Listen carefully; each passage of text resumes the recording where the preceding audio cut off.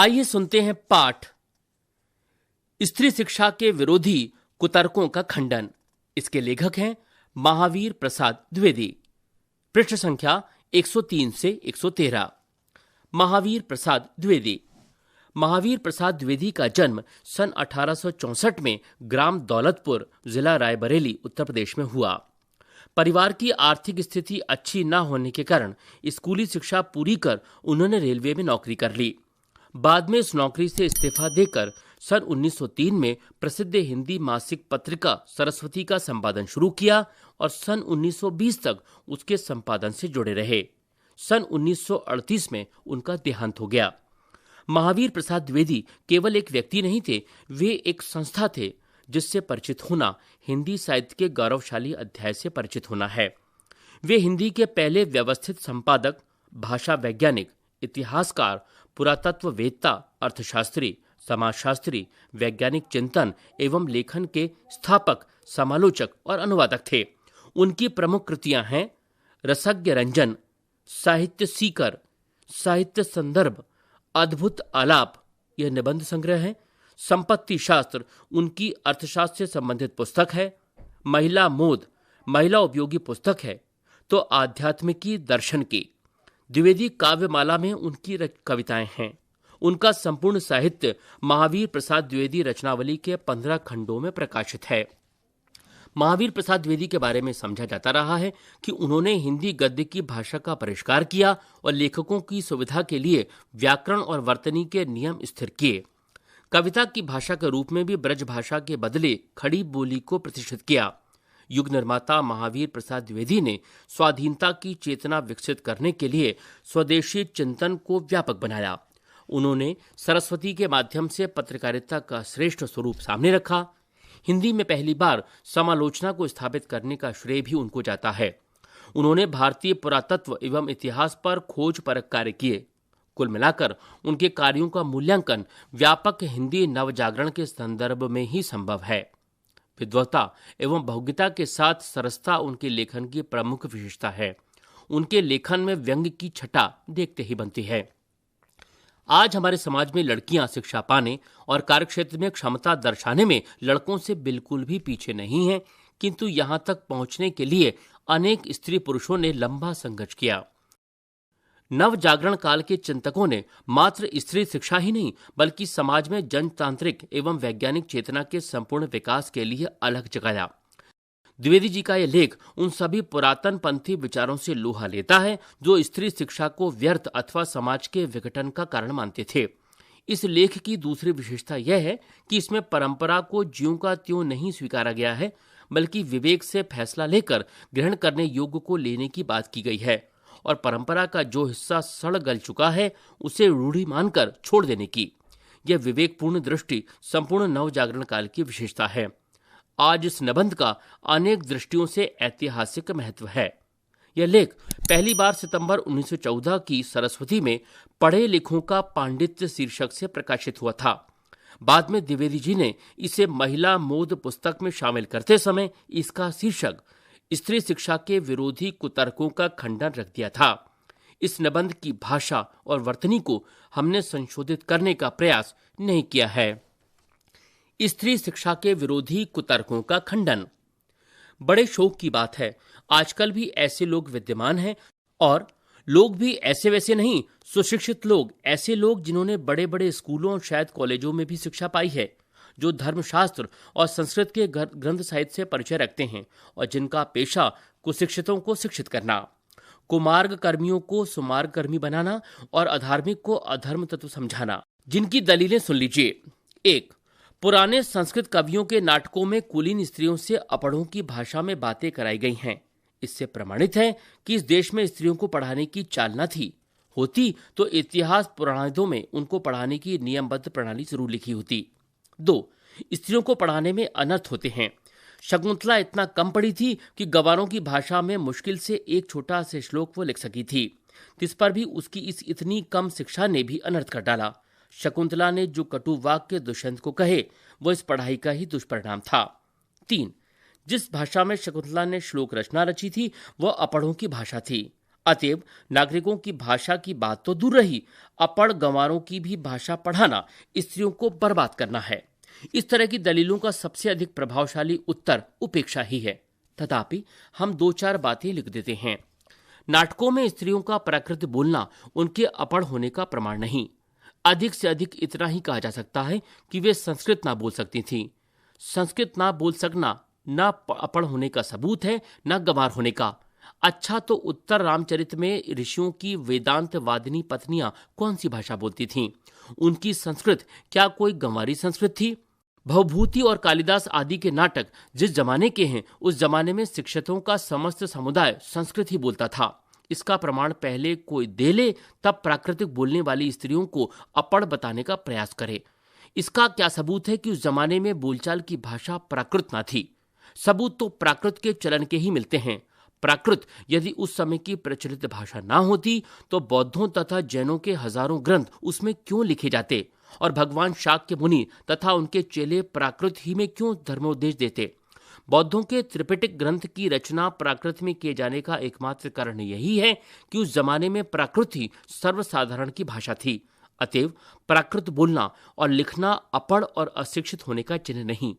जिन पंडितों ने गाथा, सप्तशती, सेतु बंध महाकाव्य और कुमार पाल चरित आदि ग्रंथ प्राकृत में बनाए हैं, वे यदि अपढ़ और गंवार थे तो हिंदी के प्रसिद्ध से भी प्रसिद्ध अखबार का संपादक इस जमाने में अपढ़ और गंवार कहा जा सकता है, क्योंकि वह अपने जमाने की प्रचलित भाषा में अखबार लिखता है।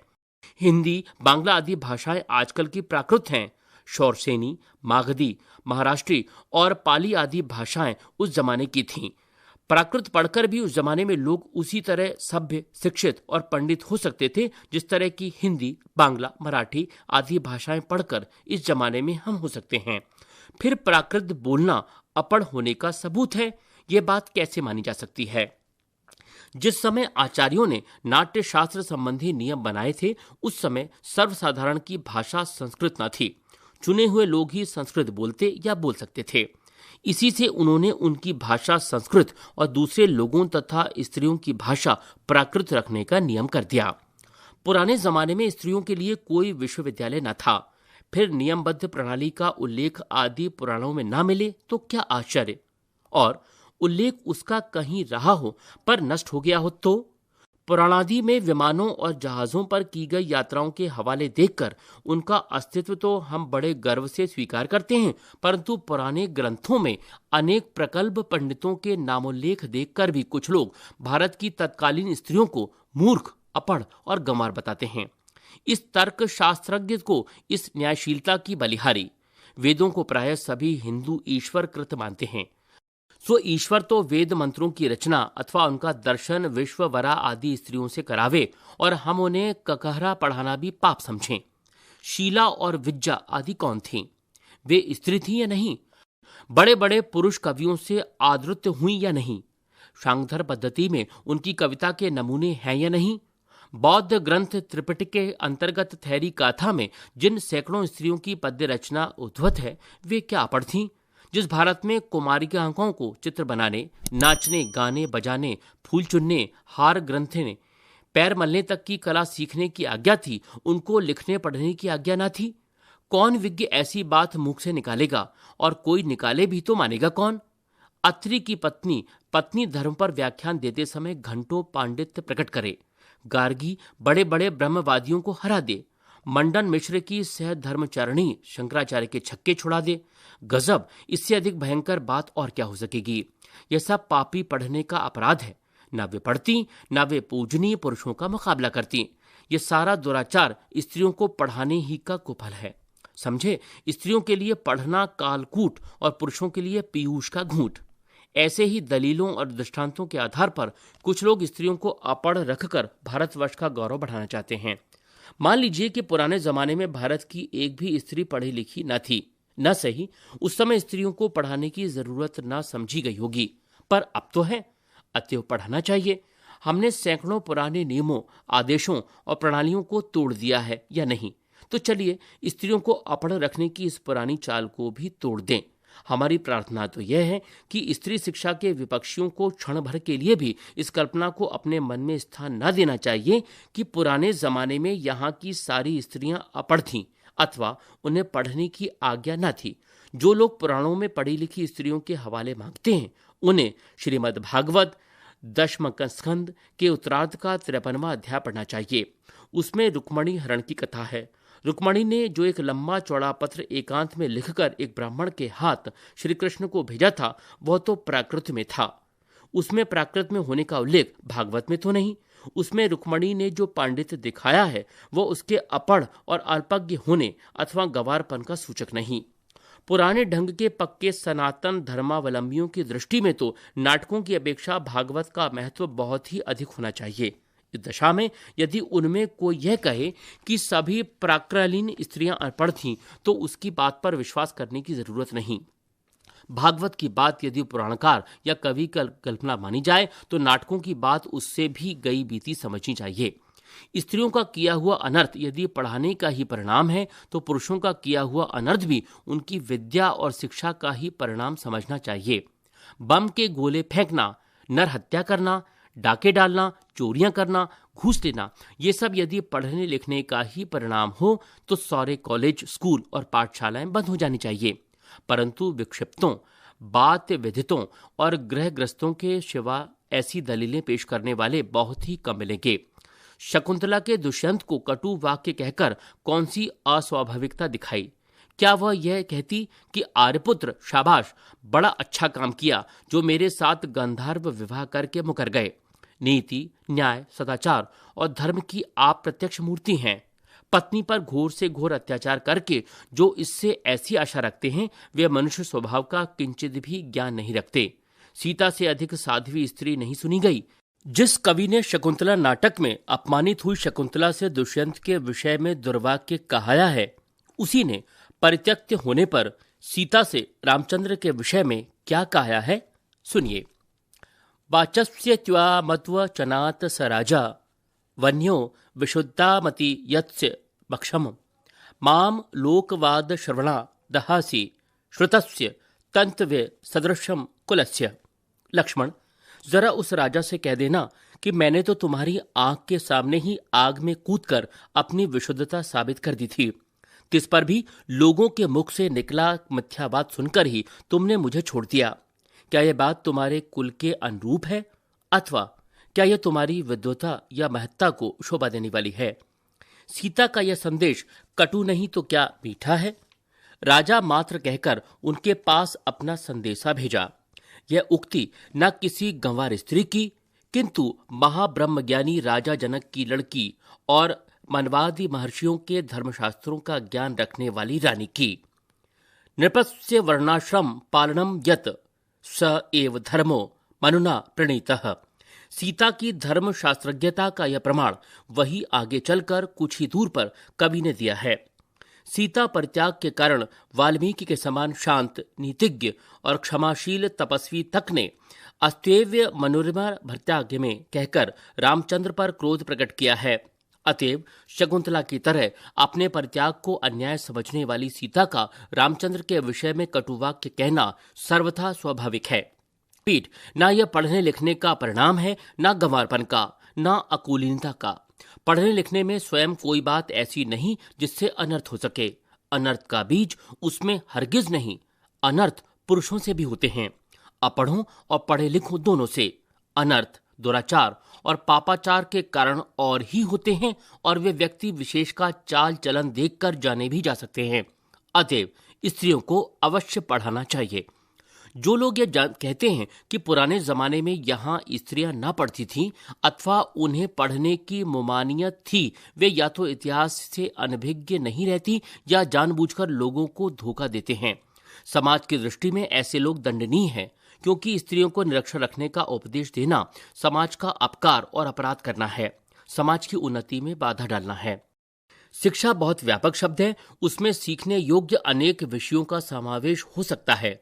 पढ़ना लिखना भी उसी के अंतर्गत है। इस देश की वर्तमान शिक्षा प्रणाली अच्छी नहीं। इस कारण यदि कोई स्त्रियों को पढ़ाना अनर्थकारी समझे तो उसे उस प्रणाली का संशोधन करना या कराना चाहिए। खुद पढ़ने लिखने को दोष न देना चाहिए। लड़कों ही की शिक्षा प्रणाली कौन सी बड़ी अच्छी है? प्रणाली बुरी होने के कारण क्या किसी ने यह राय दी है कि सारे स्कूल और कॉलेज बंद कर दिए जाएं? आप खुशी से लड़कियों और स्त्रियों की शिक्षा की प्रणाली का संशोधन कीजिए। उन्हें क्या पढ़ाना चाहिए, कितना पढ़ाना चाहिए, किस तरह की शिक्षा देना चाहिए और कहां पर देना चाहिए, घर में या स्कूल में, इन सब बातों पर बहस कीजिए, विचार कीजिए। जी में आवे सो कीजिए, पर परमेश्वर के लिए यह न कहिए कि स्वयं पढ़ने लिखने में कोई दोष है, वह अनर्थकर है, वह अभिमान का उत्पादक है, वह गृह सुख का नाश करने वाला है। ऐसा कहना 16 आने मिथ्या है। प्रश्न अभ्यास 1। कुछ पुरातन पंथी लोग स्त्रियों की शिक्षा के विरोधी थे। द्विवेदी जी ने क्या क्या तर्क देकर स्त्री शिक्षा का समर्थन किया? 2। स्त्रियों को पढ़ाने से अनर्थ होते हैं। कुतर्कवादियों की इस दलील का खंडन द्विवेदी जी ने कैसे किया है, अपने शब्दों में लिखिए। 3। द्विवेदी जी ने स्त्री शिक्षा विरोधी कुतर्कों का खंडन करने के लिए व्यंग का सहारा लिया है, जैसे यह सब पापी पढ़ने का अपराध है, ना वे पढ़ती ना वे पूजनीय पुरुषों का मुकाबला करती। आप ऐसे अन्य अंशों को निबंधों में से छांटकर समझिए और लिखिए। 4। पुराने समय में स्त्रियों द्वारा प्राकृत भाषा में बोलना क्या उनके अपढ़ होने का सबूत है? पाठ के आधार पर स्पष्ट कीजिए। 5। परंपरा के उन्हीं पक्षों का स्वीकार किया जाना चाहिए जो स्त्री पुरुष समानता को बढ़ाते हों। तर्क सहित उत्तर दीजिए। 6। तब की शिक्षा प्रणाली और अब की शिक्षा प्रणाली में क्या अंतर है, स्पष्ट करें। रचना और अभिव्यक्ति। 7। महावीर प्रसाद द्विवेदी का निबंध उनकी दूरगामी और खुली सोच का परिचायक है, कैसे? 8। द्विवेदी जी की भाषा शैली पर एक अनुच्छेद लिखिए। भाषा अध्ययन। 9।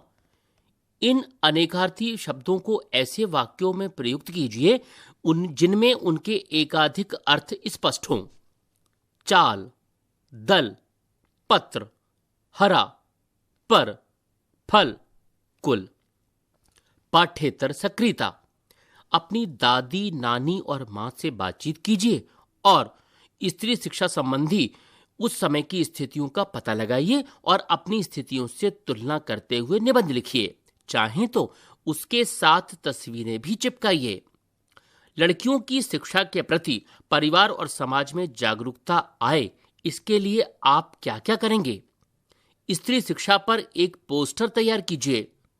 स्त्री शिक्षा पर एक नुक्कड़ नाटक तैयार कर उसे प्रस्तुत कीजिए। शब्द संपदा।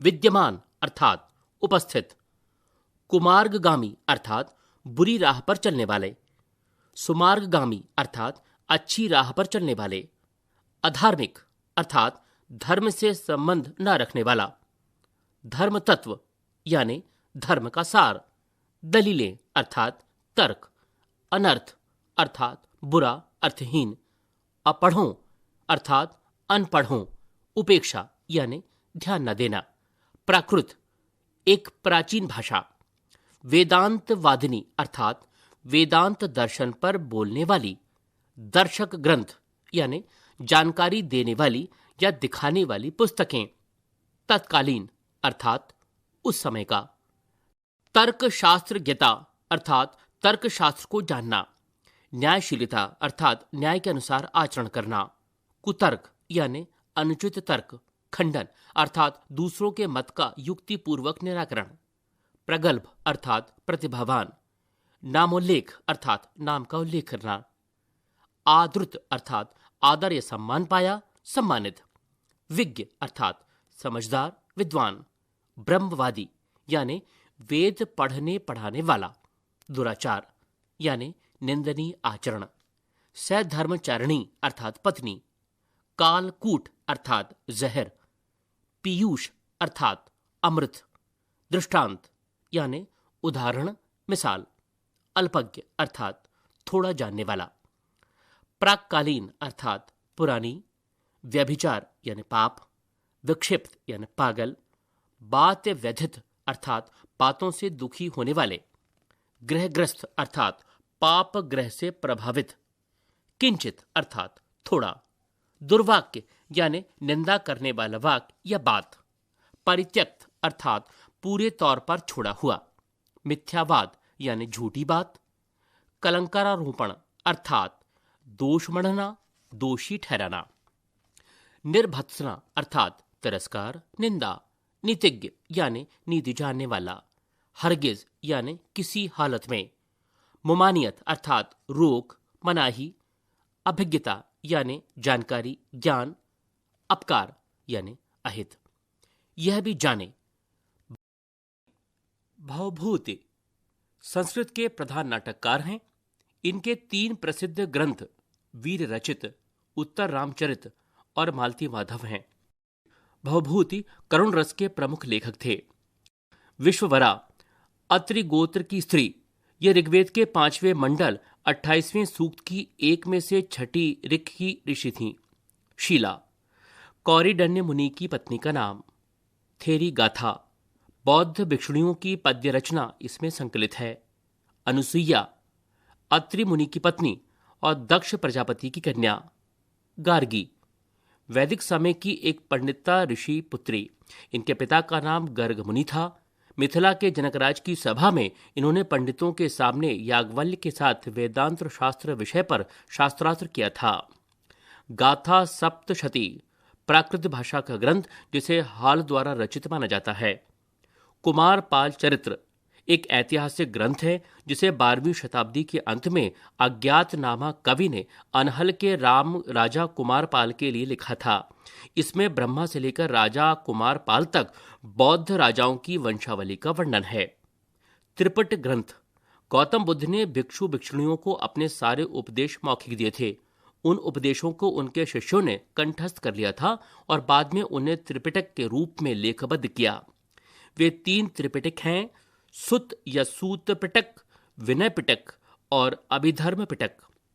शाक्य मुनि शक्यवंशी होने के कारण गौतम बुद्ध को शाक्य मुनि भी कहा जाता है।